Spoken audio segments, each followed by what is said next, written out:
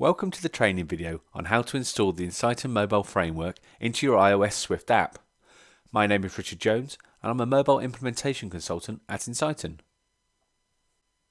While this video describes how to install the iOS Swift framework, you can see the code and steps needed by also following our written guide in the link shown on the screen.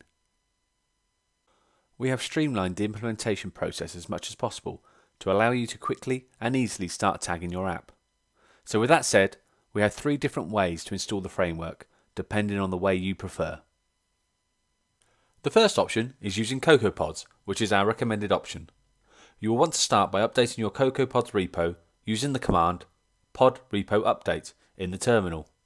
With that updated, you will need to add Ensighten to your pod file within your project by running the line pod Ensighten. The final step is to return to the terminal, navigate to your project directory and run the code pod install.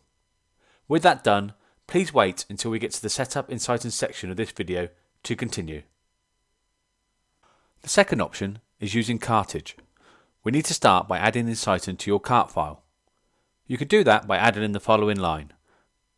With that done, we can open the terminal, navigate to your project directory and then run the line cartage update -- platform iOS. Please skip to the cartage and manual installation continue section for the next steps.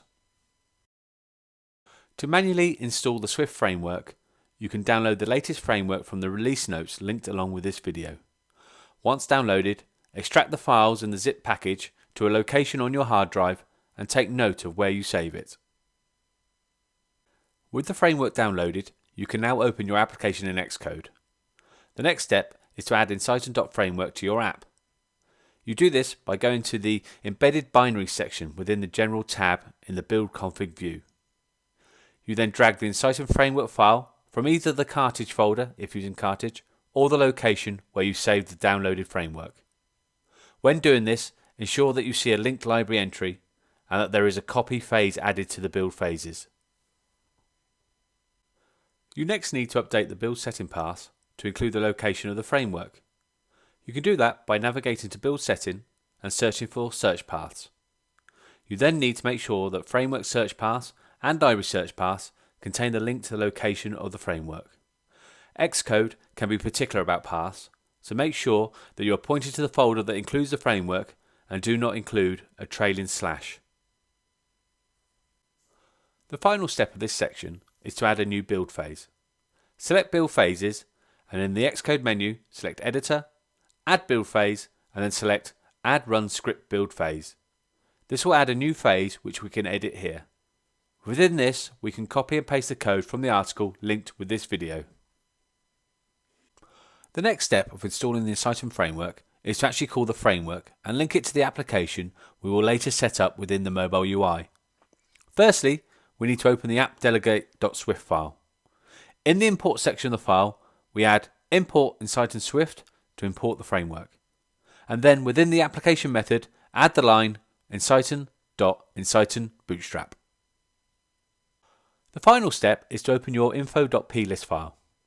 In the information property list, we need to add 2 fields, both with a string type. The first is called Ensighten Client ID. The value of this will be your Manage Account ID. The second field needs to be called Ensighten App ID. This will need to be unique to your app and will be how you match your application to the app you will set up in the UI. This should be something that is easy to identify your app with, but not include any spaces or special characters. Once this is all done, recompile your app. The Swift library has now been added to your app. To ensure that everything has been installed correctly, please see our testing and debugging with Charles video. Thank you for joining me for this video. If you have any questions, then please contact our support team via support@ensighten.com.